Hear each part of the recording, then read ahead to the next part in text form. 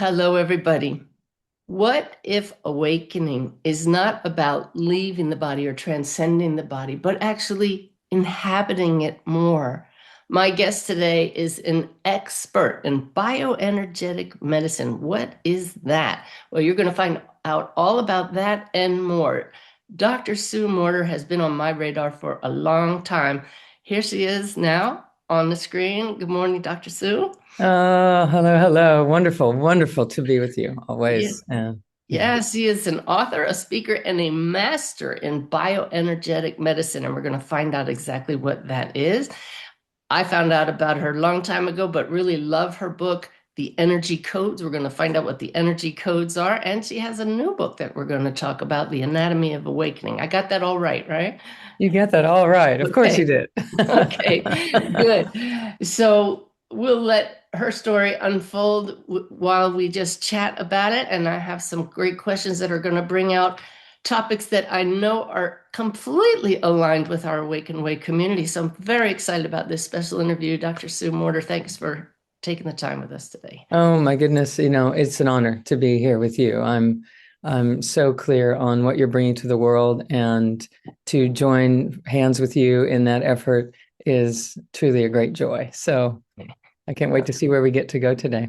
Well, I think we're members of the Mutual Admiration Society, so this is Yes. good. Uh, when we spoke a little while ago, you and I were saying that this new book you have, The Anatomy of Awakening, is one of your most personal works, that you finally feel comfortable enough to share some truly personal stories. And I've really been enjoying your book. And what got me right off the bat was your spiritually and transformative experience, STE, that Mm, just left no doubt in your mind there's more, even though you'd been involved in the greater reality before that, correct? yes, yes, indeed. So would you mind sharing that as the jumping off point for us today, that experience that really just cemented everything for you?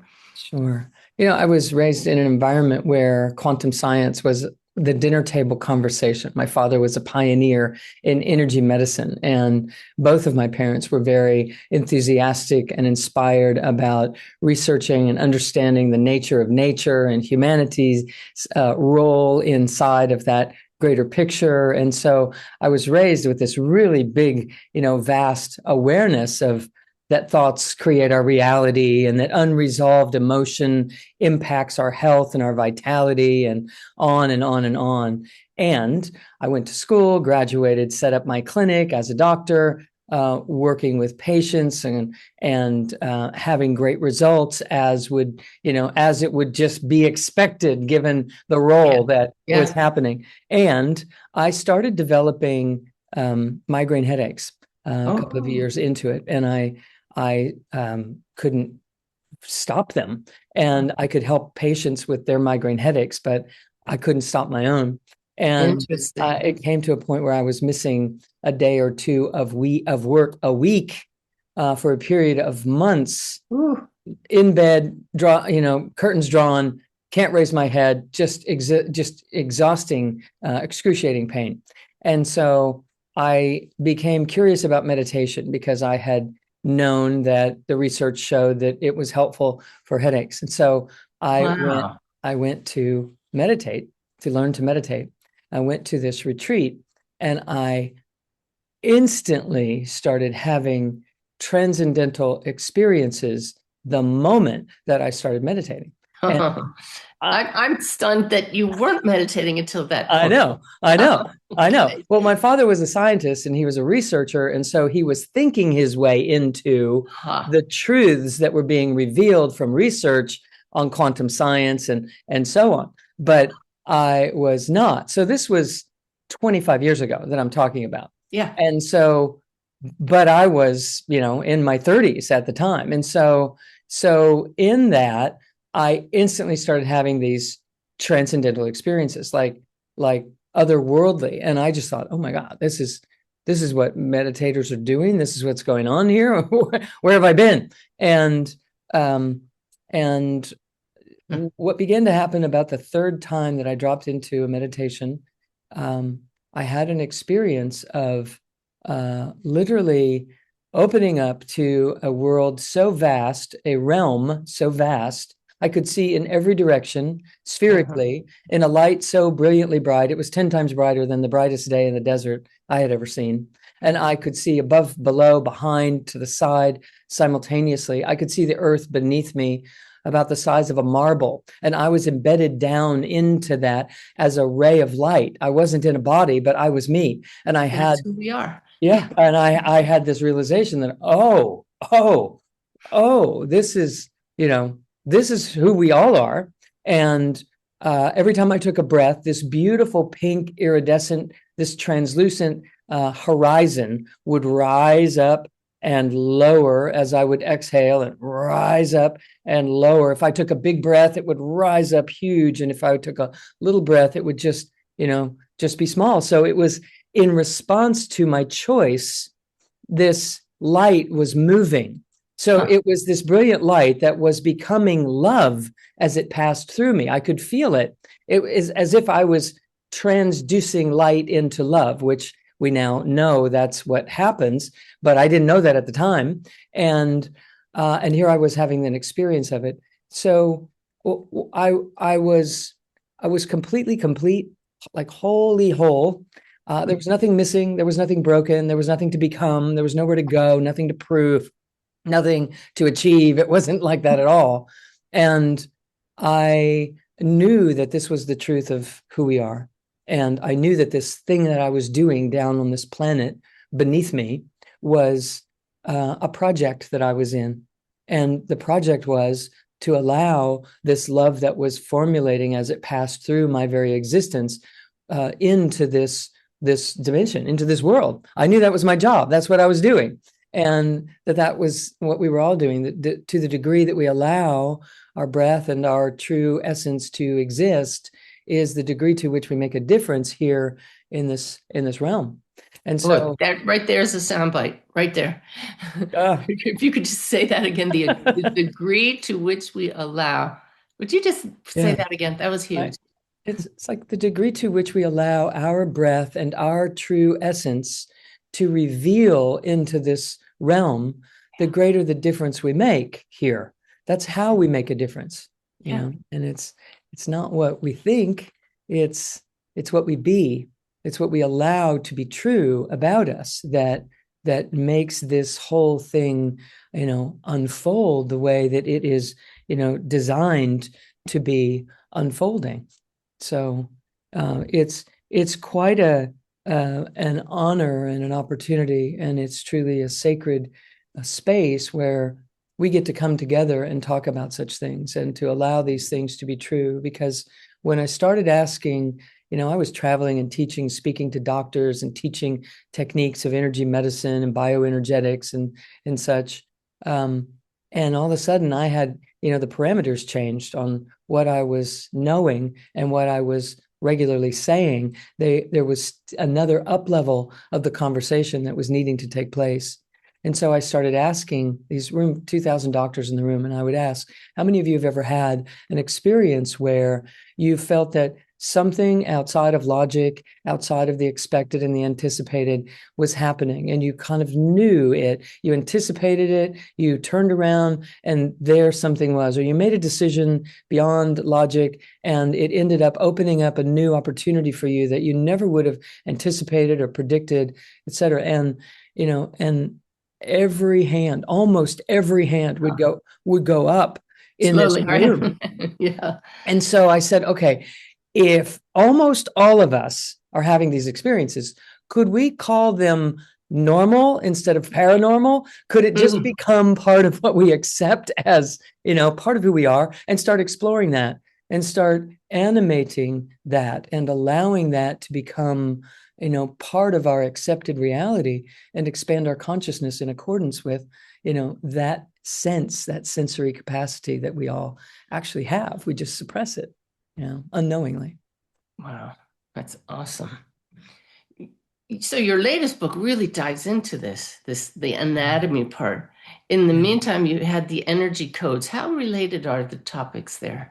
So, that vary. The Energy Codes was published 7 years ago. Uh-huh. And And by the time it was being published, I was already having additional experiences. You know what it's like when we organize enough to put things down in a book or in any kind of project that anyone is in. When we get organized in our thinking about it and linearize a quantum reality, it allows a platform for us to stand on to access higher and higher concepts and realities as a byproduct of that. And so I'm always encouraging people to speak about their experiences and write them down and allow for this to be real and tangible and validated in your conscious and your subconsciousness, because the sooner we do that, the more accessible we become to higher and higher frequencies. So the anatomy of awakening is about embracing higher frequencies than, let's see, we can use this analogy. We know about a chakra system in the body, a 7 chakra system, and people, study it in a variety of different ways and have beautiful contributions about that in our vernacular, in our narrative, inside of those that are curious about the world of energy and energetics. And there's actually, higher states of consciousness than can exist inside of our physical realm, which we know that's what these spiritual, transformational moments are. We're accessing that which is a higher vibration than the average, right? Than the typical. And it's right here. And It's it's right right here. It's here. not out there. It's not out there. And hallelujah Everywhere. to hear you say that. It's everywhere. There's nowhere that it is not. That's right. And so what I've done is sort of organize a thing that started happening in these 7 years in between Cool. so robustly that I couldn't deny it, and started sharing it with the students in my community and that kind of thing. And they were studying these things, and people started changing rapidly. They started healing faster. They started staying better longer in between their efforts, and they started recognizing versions of themselves that they had longed for, known existed, but have not really had the experiences, of it directly. And they began to have more and more of that unfolding. And so I started codifying that as well. And so the anatomy of awakening is really putting in kind of a linear understanding in a way to a quantum reality that is who we are, because our minds are trained to think in a linear fashion. We love logic. We love that A leads to B, leads to C, leads to D, so that it can be predictable and we can be comfortable and so on. And quantum science is showing us that, you can go straight to C. You don't have to go to A to B to C to D. You can go straight to Yeah. D, E, F. You can be there now. And it spins us out because we're like, what does this mean? What's happening? So I often speak in medical communities, and, the medical world is trying on some levels, trying to embrace what we're talking about here. And, they want to be responsible, and they want to be predictable, and they want to be reproducible. And of course, that is a good thing. And it challenges our linear thinking mind to embrace the rest of who we are, which is very nonlinear and seems very intangible. But if we can build our senses in a way, if we can tune our senses in a way that we can perceive more and more subtle energies, then we find that they're right here for the having, just the same as the chair or the doorknob or the pencil or, whatever it is that you reach for to pick up or to sit on or to engage with in the physical world that we're used to. That when we entrain our super sensory selves, we can utilize those skills in ways that allow us a greater reality, a bigger picture. And we can become more masterful in life, of course, because we're running on more information that way. And the more information we have, the more safe and secure we feel. And the more safe and secure we feel, the more we turn on our creativity instead of our defensive, guarded protectivisms. And the next thing you know, we're operating as a creator of our lives instead of a survivor of our lives. And then life really starts to open up in, such beautiful ways, as you know. I do know. And that's the whole mission here, to help other people not just know it like you knew it from your dad and from books. you had that personal experience of it.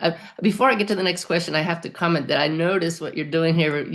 You repeatedly have said and instead of but. There's this, instead of, most people go to this but when you live Uh, in this and world, you realize we're both human and something so much more. So you're doing mm, this masterful job of saying, and this is also happening at the same time. yeah. I'd like to go back. I have this knack of hearing what the audience, those listening or watching, Sure. are want to know while you're saying it. And when you talked about your very first meditative experiences, having these what we call bells and whistles experiences, I could hear Mm, a whole bunch of people saying, but I've been meditating for years and nothing's happened. right. Or how do I have that happen to me? Was it by grace that you had these experiences right away? You were meant to, your soul was ready to awaken, or what? Would you address that whole big bubble I just gave you all at once? Sure, sure. Yeah, so I totally get that. And I would have to say that it was definitely my time to have that kind of an experience. But I also want to say that that experience didn't change my life on earth. It changed my awareness of who and what we are, but it didn't help my relationships or my energy level or my ability to heal. It didn't change my sense of self in terms of the human programming that I was operating on, meaning the limiting beliefs, the experiences of my human life, trail that left me with impressions about who I was and, if I fit in or if I was enough or those kinds of things. Now, Well, certainly even not instantly, but over time. yeah. Yeah. Well, here's what did change that. What did change that was I kept immediately after having this experience. In fact, I have an image. Let me see if I can find this and put this up on a wall here behind me. So this is sort of capturing the Hmm. experience that I was having. Prior to this, I was living right here as this individual, trying to do good, be a good person, do the right thing, show up in life, all of those things that we do. And be a good citizen, be a good doctor, try.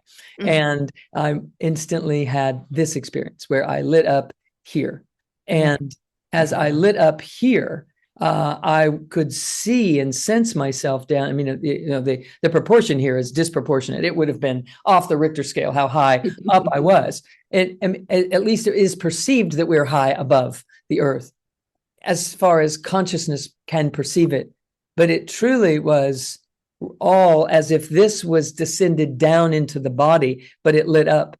Now, what got to happen in my life after this unfolded, after this moment, I was constantly obsessed with it. I was like, Huh. how do I do that again? I'm going to get back there. I got to do that again. So I would try and I would try to chant the chant that I was chanting at the time that aligned the energies and I would try to reproduce the energies that were happening in my life at the time because there was a little bit of a lead up that went to it. And it's important. So I think I'll share just a little bit about that. I Okay, was great. I was an overpleaser, an overgiver, an overtryer, all that stuff. Okay.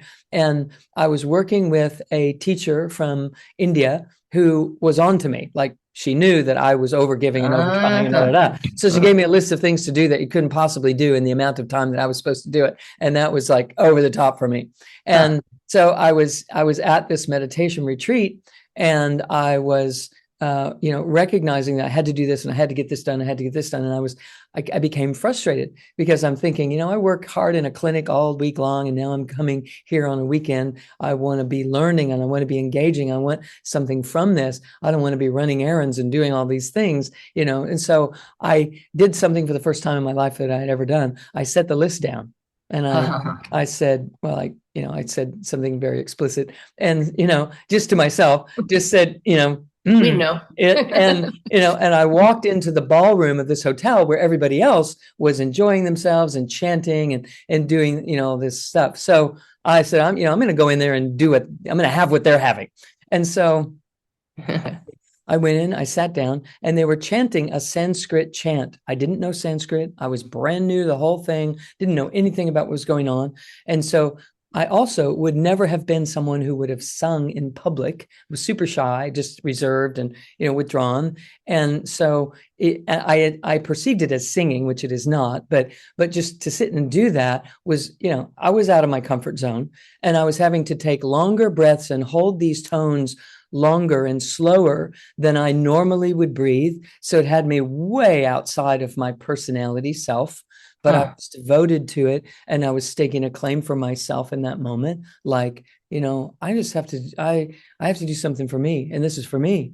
And as simple as that sounds, it was a leap for me. And I know when people are oriented in the way that I was, um, it's a challenge. It's a chasm to cross. And so I didn't try to cross the chasm. I just fell into it. I just fell down into the chasm. And by doing that, it's the equivalent of a tremendous surrender. Yeah. And so I did that. And so I was breathing slowly. I was focused on myself in a way that was completely innocent and pure-hearted. I was earnestly trying to hold these tones. So I was breathing really slow. I was focused on it, and boom. And I know that those are ingredients to why that initial opening happened. And so I would try to reproduce that, afterward when I was trying to like get back to that state. And every time I would try to do it, I could never do it. And when I Hmm. would stop trying, it would happen. Imagine that. Putting the pieces together, doing all that. So in there, I developed, a sense of allowance, a sense of observance, a sense of, what became something we would call trust, but I wasn't trying to trust it. I just released into this situation the same way that we would if we were trusting and having faith in the universe and in self and in some way that is greater. And so, it seems so elementary to speak about it all these years later, but I know that it is an essential doorway. So when people, I'm very visual. And so I have visual experiences. Some people are auditory, and they hear, this reverberation of truth as it's compressing into this physical dimension. It generates sound, and we can hear the sounds of the divine. Sometimes it sounds angelic, etc., but sometimes it is almost inaudible, like a small, still voice inside, but it is this impression that comes through as a felt sense that we quote unquote hear. We just know it's this knowing. And I know that your community is attuned to such things. And so I don't mean to be repeating things that they may be already well aware of. We can But never hear this too much. yeah. But Yeah. if someone is in the wrestle there of wanting their experience to be like someone else's, um, that's not the way in. The way in is to go your way in. And if you've had an experience and you'd like to get back to the same experience, I will say that in the 25 years, I've had additional transformational, transcendental experiences. And when I stop trying to rehab Yeah. this one I can feel in my rearview mirror, and something new is unfolding all the time. And I was just in Santa Fe a few months ago, leading a sound bath meditation type of experience in one of my live courses. And I had an experience while I was leading an experience for other people, Oh, which was a nice. first. Yeah. It started to happen, and I was like, oh, and I just let it happen. And the whole room, started popping open because of, Yeah. we're just in Came this along for the ride. collective, collectively. And I was just in Costa Rica last week, and leading, something similar, and something similar happens again. So it's about allowing a felt sense of self in our true authenticity to be connected cosmically, and to not just be this separate human self, but to be a continuum that flows from the unified field or the cosmos all the way into this realm, this reality, this third dimension that we are operating in skin. And when we begin to perceive ourselves that way, we can start to feel that kind of connection instead of just trust it. And so this new book is about how do we learn to feel that connection? How do we feel it? Because so many more people will feel it before they see it. Now, Mm. and here's the thing, I wasn't in my body when that happened. It was an out of body experience. I had to get in my body to be able to reproduce anything like it, and for it to change my relationships and heal a scoliosis in my spine and heal my migraine headaches I and was going to heal. ask about Yes, those. yes, yes. Gone, gone, gone since that moment, or Mm. since I learned to integrate that energy and come into the body with it. So it's as if, we wake up to these higher states, or somewhere along the way, we wake up to a higher and higher state version of ourselves. And when we bring that state into the body, when we embrace it and animate it, then it becomes reproducible. And then the reality that we're living in becomes more magnificent. And then our relationships change and our health changes and our vitality increases. I mean, I have more energy to go and to do than makes sense. It doesn't make sense that I can teach and travel and do the stuff that I can do without it, just bowling me over. Yeah. But it's true. Yeah. So Yeah. People are constantly saying to me, how do you have the energy to do all that? And it's from being in these higher states of energy yes, yes. regularly. So And let's dive into that. How do, and this is going to give away some of the things in the book, but that's what we want. We want to know what's in the book and then go read it all. How do we get that higher energy and embody it? Bring it in here for the here and now experience of being human. Well, being in the body is the way to do that. So when interestingly, the deeper within, let me just share that, everything is energy. And, so here's a big electromagnetic field, and this is the earth. This is the electromagnetic field that surrounds the earth. So this energetic field is also surrounding us as a human system.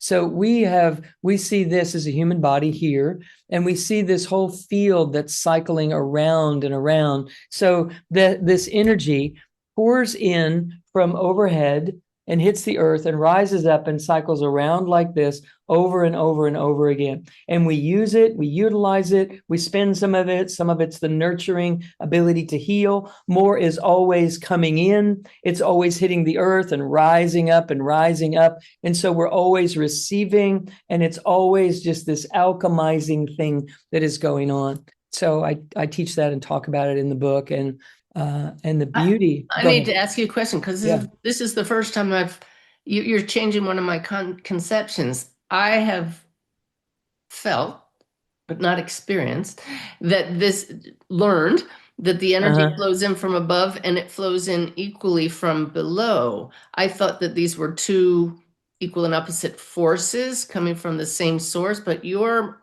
description just there kind of made me go, wait, what? Because you're talking about a rebound rather than a fresh source of feminine energy. Mm-hmm. So this source energy is constantly pouring into the physical dimension. Mhm. The earth steps it down for human consumption in this dimension. And it's the same energy, but now it is rising in a different expression because it's been sort of stepped down. In other words, it's transduced. As in order to get into the physical dimension, it has to compress and compress and compress and compress, and Yeah. yet it's still expressing from the compression that gets generated. So if we think about all physical matter is compressed energy. So the chair that we're sitting in is energy. The body that we're living in is energy. It's just the energy has been compressed into the density of physical matter. So this high frequency light is pouring in, and it hits the earth and rises up. The person in here could experience it as two separate forces coming together and doing these things, but it all comes from one big source. It's Yeah. one big unified field that's behaving in particular, in different ways, depending on where along that spectrum we are, where along that continuum that we are. So here's another one that I like to use when I'm teaching. It's like, if this was the unified field, and through a series of compressions and compressions and compressions and compressions and compressions, it comes all the way into the physical dimension. And then inside of this area right here, that whole process that we were describing takes place. It's all happening right there. And then Yeah. what happens is we project out, we keep going. We project out a movie out in front of us and we walk into that movie all the time. So it's as if source is pouring through right here, and here I am doing this thing, and my movie is coming out in front of me, and I'm walking into that movie all the time. I So love this. Just have to interrupt because the whole term compression has been yeah. huge for me in the last week and never came up before. And Uh, just yesterday, I just kept hearing you're projecting, and in not a good way onto my husband. you, Poor Ty. right. And then all of a sudden this makes perfect sense. I love this. I'm Yeah, I know. I know. I love it too because it allows us to understand why we project onto our husband, why we project onto things. It's the stuff we haven't resolved. It comes through in an altered movie. Let me see here. I wish that I had oh access boy. to another image here. I'm going to do this one for just a moment and see if I can pull up another one for you as well, based on what we're talking about. So that energy is designed to do this thing that we're talking about. And this individual, it would project from us, we would project a perfect expression of human potential. Right? Yeah, We would great. never be asking someone else to solve our problems because we wouldn't perceive problems. We would be managing and operating as a creator in our lives, not a reactor, not a defender, not someone who's trying to survive something, but rather, hey, this is my gig and I'm doing this thing full on. But most of us are operating some version of this. So this Yeah. energy, this divine light pours in, hits the earth, rises up. And because we've shut down in certain areas, or we've never animated certain aspects of ourselves, we've never come to know those aspects of ourselves. So we're not animated in those levels of consciousness that are associated with each of these chakras, for Yeah. example. Yeah. And so now this rising energy picks up this wobble, and this wobble creates a distortion in the field. And now I'm sitting inside or standing inside this field that's distorted. I look out and I see a distorted reality. I Wow. see a world that doesn't care. I see something that doesn't offer me up opportunities, and I can even prove it. I can validate it. And that's what's happening in our humanity, is that a lot of distortion is bumping into a lot of distortion, and that's colliding. And we have to learn how to be responsible to fill these gaps, Yes. to flow into this, to take the wobble out of ourselves, to take the distortion out of our own field, so that we can look out into the world and see from the perfect perspective of how everything that I encounter is actually serving this process of moving from this to this. Everything that I encounter that triggers me is actually trying to show me, hey, you got this little area right down here, or you got this little area right up here, or you got this little area right in here that you're not really living into yet. You're not living into your full potential. You're not allowing yourself to be you. You're trying to be something you thought you were supposed to be, or everybody tells you to be, or whatever. And so that's where we have to do the work, is right here, to allow our field to become less distorted, so that we don't have to, because this individual is going, it doesn't have to be all these. I just threw a bunch of examples in Yeah. there. Yeah. It Yeah. could be one, or one and a half of these, and not 5 or 6.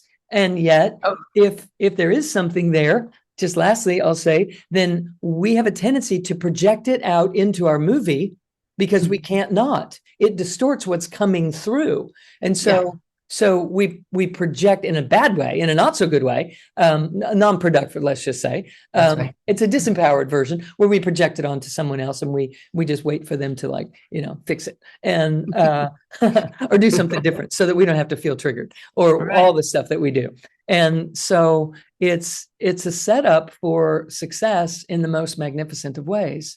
So May I yeah, interrupt there please, though? please, please. Because I can see a potential here for this to go against what my guides have said, that we don't have to try to be perfect. I can see this. I mean, the pleaser in me wants to suddenly be that one that says perfect. But my Uh, guides have said, just we'll never be perfect. So Yeah. just try to be balanced and try to be Yeah. even keeled. How does that fall with you? Sure. It's about not being perfect. It's about being loving. It's Yeah, about being allowing, because perfection will pour through and create itself. We will move more and more toward perfection without, we'll just notice it out of the corner of our eyes that I used to get upset about these kinds of things. And now I'm talking, I'm leaning in, I'm curious. Or I used to avoid these kinds of things because they were just too hard or too stressful or too not me. And now I'm opening and allowing something to have a life that didn't have a life before, some part of me. And so my disposition is embrace what is. Don't shoot for that, because now we're doing it intellectually. Life is going to reveal to us what's next for us to be refining or embracing or loving. It's going to be obvious. So if we're upset or we're contracting or we're triggered in some way, that's what's next for us. That's my now thing. That's what I'm ready for. And exactly. So yeah. I just cannot wait to work on work is not Right. a good word, but to deal with and ask spirit about, okay, what was that projection all about? In alignment with your book, The Anatomy of Awakening, what guidance would be there for somebody that notices they've been triggered and they've noticed they're wobbling more than is healthy? Right.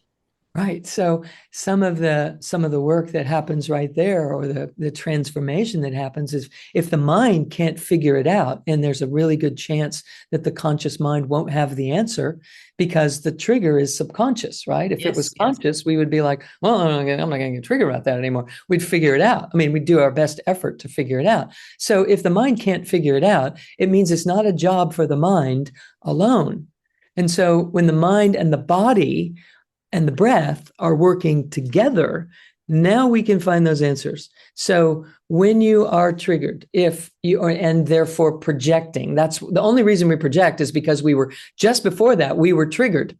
And we didn't want to feel that trigger, so we threw it against the wall. And whoever was standing I there, get. cannot tell you the last time I have used the word projecting. It's just so funny to me that I the know. timing. So anyway, And please. I think that's how it works, right? Yeah, it It's is like how it works. we're onto it. I mean, you're so Yeah. dialed in, you're not going to miss a beat in this life. It's going to come. It just comes. It comes. And when we are open and in the body and receiving and perceiving and available and generating based upon what we're feeling and perceiving, it's going to rise to our awareness. Hey, here's what's next for you. Hey, here's what's next. Here's what you need. Here's what's landing in your space for a reason. It's to claim that and to masterfully embrace and embody and integrate, those things. And so I know everybody that's here and in your community knows what we're talking about. That the right thing shows up at the right time. It's divinely orchestrated.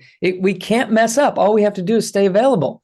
That's And it. and as we do mess up, there's a message in the mess up. How do you handle the mess up? Do you Yeah. love it with compassion? Do you? And here's what I'm about to share: that when we are finding ourselves projecting, or speaking harshly, or upset or irritated or triggered in some way, and we try to ask, what am I so upset about? And we're like, I don't know. I mean, there's nothing really going on in particular. We can take our attention to the body, and the body is going to tell the mind what the mind can't find on its own. And this is in the book. This is what the book is kind of based on, at the beginning of the book.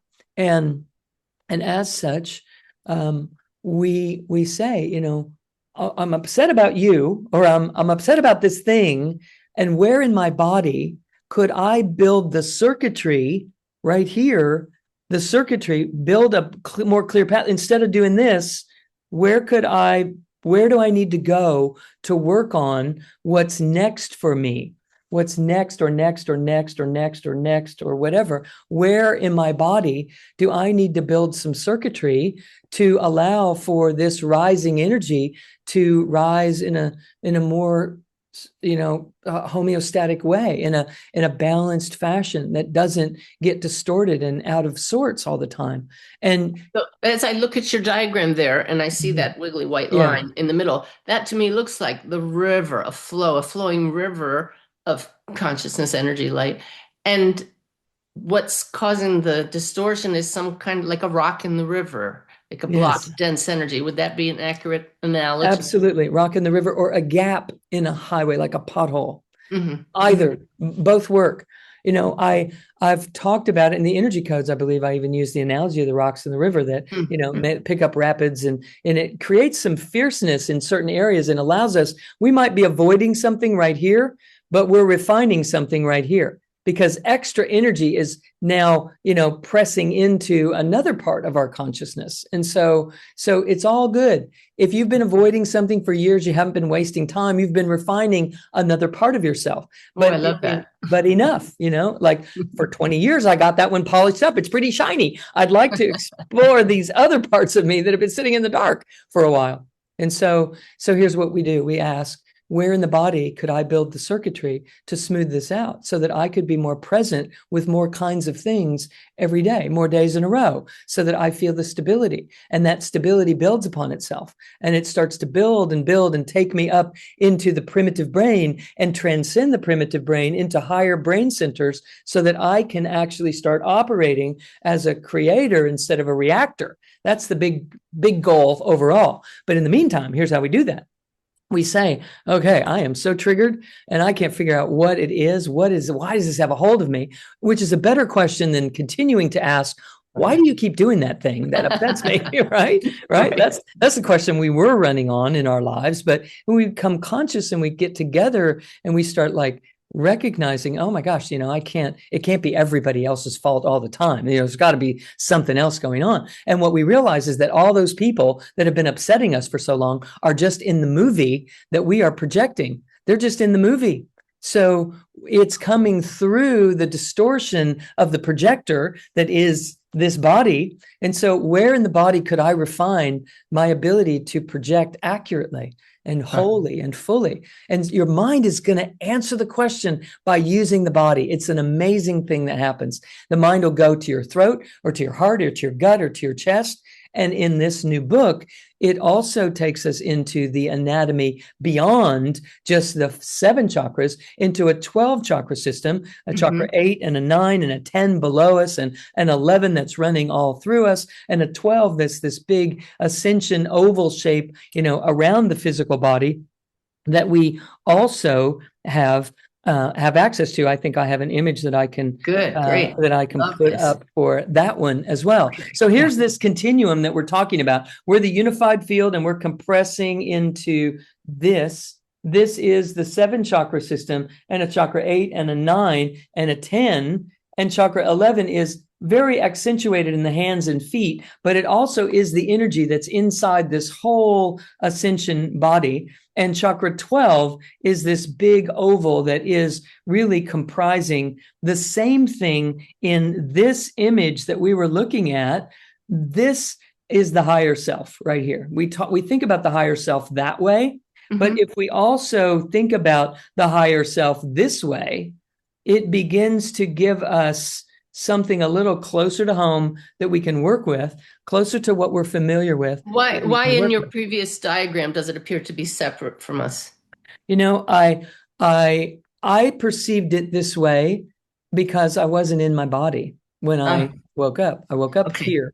Can we And move it? Does it actually, it just comes down and envelops? So it's actually, you know, that's just a way to depict it. But we could say, yes, it descends down into this body when we get this body operating more like this than like this. Gotcha. Yeah. Just a little bit more. It descends and descends and descends and descends. That's a way of talking about it. In reality, it's all right here automatically. That's it right. just turns on and it turns on and it turns on and it turns on. The same as we would perceive it as it descends and descends and descends and descends into our physical being. Another way of perceiving that is not limited to the third dimension, the way that we have to map things out. It would be that it's already here, but I turn up the dimmer switch. I turn it brighter and brighter and brighter and brighter. And now I'm alive at this level of this full 12, and there are more than 12 chakras, but we would do really well to operate from the 7 levels of consciousness that we're familiar with and add to it the levels of consciousness of chakra 8 and 9 and 10 and 11 and 12. And the anatomy of awakening, this new book, is specifically focusing on chakras 8 and 9 and 10 and 11 and 12, because in the energy codes, I spoke about chakras 1 through 7. Right. So I actually start us from chakra 12, because that's really who you are. It's not the ultimate goal, it's your starting point. But because we've never perceived it, we continue to think of it as our goal. And so I start the book, What Will Seem, and I explain why and walk you through how, but I flip it over and say, look, if your ultimate goal is to recognize your divinity or your multidimensionality, let's start at the beginning. Let's start with the fact that that's what you're made of. It's where you come from. It's who you really are. So we're going to talk about this from in the order that you actually come in to existence here in this physical dimension. And so the embodiment piece is inherent in the discussion. It's not something that we're going to accomplish one day. It's like I'm saying, look, I see you as a divine presence, and I'm going to talk to you as if it's true, so that divine presence in you can start to have a dialogue as if it already exists, instead of being put on the shelf as some goal that we're going to look to achieve someday. Beautiful. And if we start engaging that way, and then we start to use the cosmic principles that bring us all the way from this unified field all the way here, if we start engaging through the principles of the cosmos, the cosmic law that governs natural law, the next thing you know, we're operating like a cosmic presence, meaning a multidimensional being, one that can have these transcendental experiences all the time. We're supposed to be having them, in one form or another. They might be felt, they might be heard, they might be seen. We want them to eventually be you walking in your shoes, having a transformative life experience every day, because you're walking into the room as this, with the power of the universe backing you. That the whole power of that continuum that we were referencing is, whoosh, is pouring right through everything you do. So if I'm standing here taking on a project, and I got this kind of power behind me, chances are, if I can feel that kind of power, I'm gonna go for it. It's that feeling of the universe has my back. Well, I'm laughing because I'm pulling up my Wake and Way app, because this morning's message was about taking on projects. Big ones in your department, dear. It's a big project. If it's coming to you, it means business in a very big way. No, but it's about any project, and wow. And what you're sharing here are just keys to being able to allow what we desire to manifest through us in a beautiful way. So here's that image I was looking for. Just I'm getting good on this. Somebody's usually running this for me, but I'm just kind of poking around here. But here's what we're talking about. This whole thing is coming into us. It's coming into us, hitting the earth, rising up, and then we project a movie out in front of us, and then we walk into that movie all the time. But if we have those distortions in the field that we were talking about, those gaps in the highway or those rocks in the river, we start to sputter out a movie that's not consistent, and it's not strong, and it's not potent enough to make the changes and have the healings and the transformations that we want to have. It's not enough to change our living dynamics and our perception of self and so on. So what we're doing by building that circuitry, by asking, where should I bring more consciousness? And then there's a technique that someone can learn to do when their mind goes to their heart or their gut or what have you, and we discover where I need to, what my priority is, where I need to be building those circuits. What happens is we start to fill that in, so the energy can flow through that area instead of flowing around it, and we start to animate those aspects of our wholeness. So it's amazing. So, I'm sorry, I got so excited because this big insight. I see how your diagram there explains a concept that I've said many times, and many other people are saying, we have to be the change we want to see in the world. And so when we start projecting the image that's on the left of the screen here, looking at it, our Oh, personal world becomes more peaceful, but you can see why the whole world is more like the one on the right side of the screen, because the one with all the pebbles or rocks or whatever. over here. Yeah, that's what we're all as a collective consciousness experiencing, with war and bombs and things dropping, because most people are still projecting this wobble, this hugely distorted field. But as more and more of us project the one on the left side of the screen right now, Yeah. now we're going to have less distortion. And that's the ultimate goal, isn't it? It's the ultimate goal. And I think that's why we're up in arms right now everywhere. And in particular in the United States, we're just recognizing, oh my gosh, how completely spiritually immature we are. And people don't know who to trust or where to go or what to believe. And you'll hear that every once in a while they say, I'm just going to have to trust myself. I'm Huh. just going to have to go within and see what's right for me because, That's right. That's right. and the universe is like, hallelujah, they're finally going to go within and trust themselves. And this is what it Yeah. takes. Okay. This is the next step in our own evolution. And it's right on time. It's perfect that it's happening. And so if we can learn to ground ourselves and integrate in these ways, we can be the stabilizing force in the middle of the chaos and be a way shower, not by making people do what we do, but by showing them what it can look like. The more and more like this we are operating on our own and are not reacting with fear, well, we can respond with wisdom, but that's very different than reacting out of fear and anger. And so if the fear starts and the anger stirs, we want to learn what to do with that energy in a productive manner so that we are a powerhouse in amidst the chaos. Turning up that dimmer switch. That's the term I've used all for years as well. The dimmer switch. We control it. Yeah. Yeah. Wow. Oh, Dr. Sue, I had, as Fun. you know, all these questions prepared, and anything that any questions that arose, everybody go read the book, The Anatomy of Awakening. Do you have courses already, or I'm sure you have some planned that will really incorporate all of this? Yes, yes, yes. We have a course that is coming up. Of course, the book comes out on March 24th, and we have a course that starts in May that is called Heal Yourself, Heal Your Life. That is a 3-day online course. People come from all over the world. Thousands of people will come together and hold the space to generate an understanding, where I teach tools and really discuss this and really get a good, strong start for people. It's something I do every year, and I absolutely love doing it.